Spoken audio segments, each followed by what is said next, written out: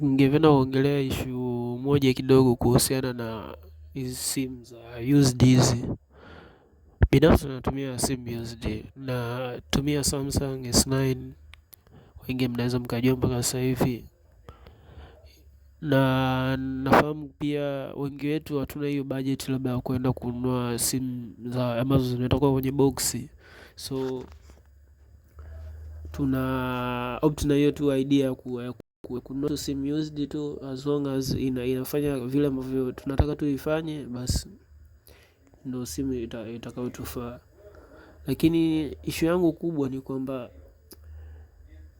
hizi simu zinakaa muda mrefu kwenye mashelfu. Tuseme kwa mfano muuzaji, tuseme muuzaji yeyote atachukua mzigo kutoka nje, atauimport, atauweka kwenye nani yake, store yake, ataanza hapo kutengeneza nani attraction, mradi avute wateja waweze kununua mzigo wake.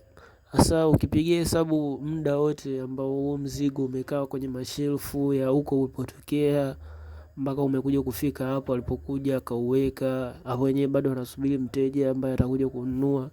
Sasa utakaa muda mrefu, na simu nyingi uwezo wake wa kushika, yani ni kwenye upande wa betri. Sasa naongelea uwezo wa kushika chaji ya betri hizi unapungua kadri muda unavyoenda.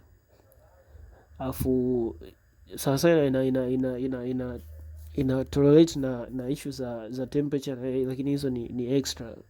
Lakini general zina kwa kukaa muda mrefu kwenye mashelfu inapoteza huo uwezo wa kushika chaji. So tuseme kama mwaka huu ilikuwa na uwezo wa 100%, miaka mitatu labda ijayo inaweza ikapungua kwa kubwa sana, ukifactor out hizo issue za kukaa muda mrefu na pia temperature na nini na nini. Lakini overall, yani uwezo wake wa kushika ile chaji, capacity ile, yani unapungua over time. Hiyo ndio ilikuwa issue yangu kubwa sana sana kuhusu hiyo. Kuna vitu vingine, lakini hiyo ndio ilikuwa main issue yangu ambayo ndio ilikuwa inanizunguka. So nilikuwa napenda tu kuidodosea tu, kuiongelea kidogo. So thanks.